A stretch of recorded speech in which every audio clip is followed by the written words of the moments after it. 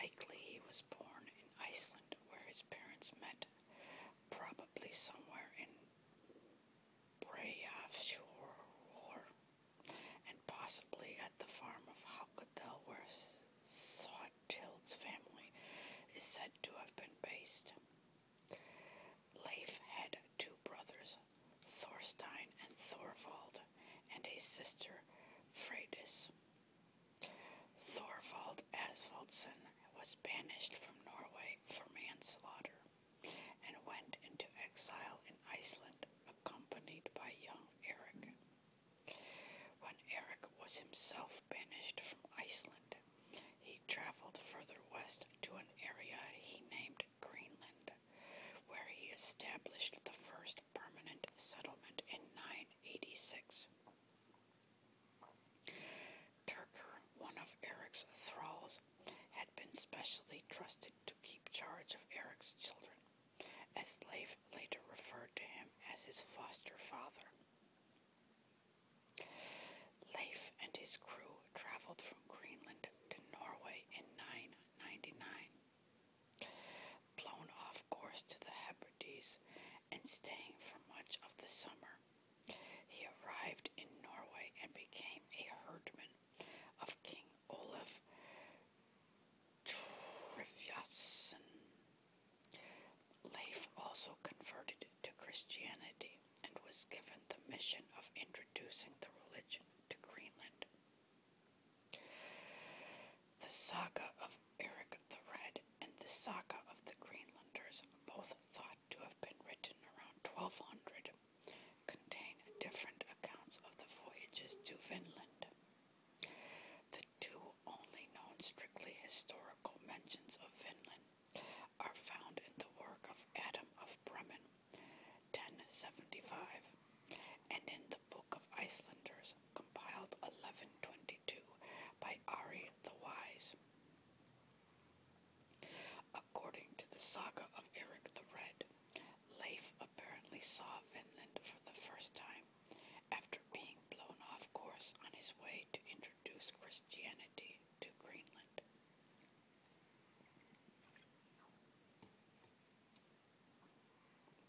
According to the saga of the Greenlanders, Leif had heard the story of merchant Bjarni Herjolfsson, who claimed to have sighted land to the west of Greenland after having been blown off course.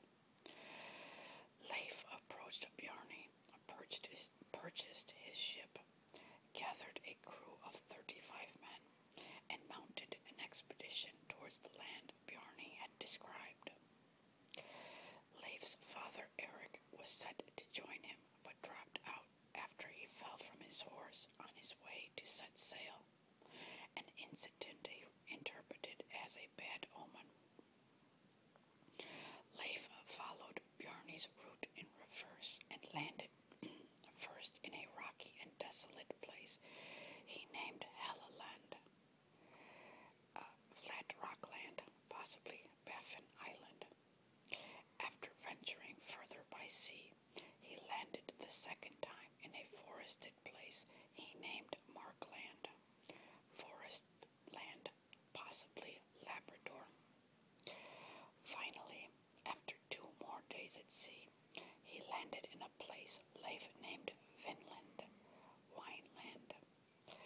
There, Leif and his crew built a small settlement which was called Leif's Boots, by later visitors from Greenland. After having wintered over in Vinland, Leif returned to Greenland in the spring with a cargo of grapes and timber. On the return voyage, Leif rescued an Icelandic castaway and his crew, earning Leif the nickname Leif the Lucky. Research done in the early 1960s by Norwegian explorer Helge Ingstad and his wife, archaeologist Anne Stein Ingstad, identified a Norse settlement located at the northern tip of Newfoundland. It has been suggested that this site, known as Laans Meadows, is Leif's settlement of Leifsbúðir. The circumstance demonstrated that Norsemen had reached America about 500 years before Christopher Columbus.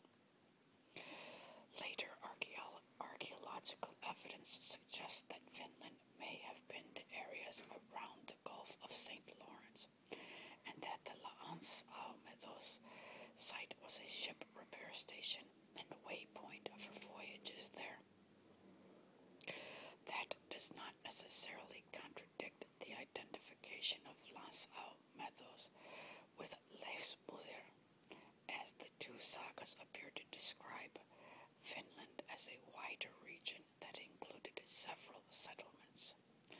The saga of Erik the Red mentions two other sites in Finland, a settlement called Stromfjord in the north and one called Hop in the south. Leif is described as a strong man of striking appearance who was wise and considerate. During Leif's stay in the Hebrides, he fell in love with the noblewoman Thorgunna, who gave birth to their son Thorgils. Thorgils was later sent to Leif in Greenland, but he did not become popular.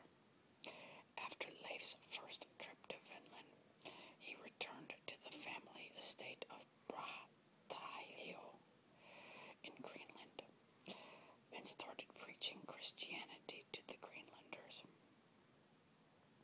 His father Erik reacted coldly to the suggestion that he should abandon his religion, while his mother Thorhild quickly became a Christian and built a church called Thorhild's Church. Leif is last mentioned alive in 1019, and by 1025 he had passed on his chieftaincy of Eriksfjord to another son, Thorkel. Nothing is mentioned about Leif's death in the sagas. He probably died in Greenland sometime between these dates.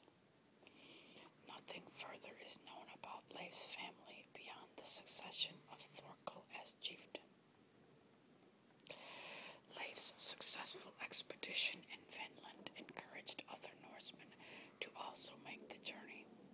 The first apparent contact between the Norse and the indigenous people, so-called Skrælingjar, was made by Leif's brother Thorvald and resulted in hostilities and killing.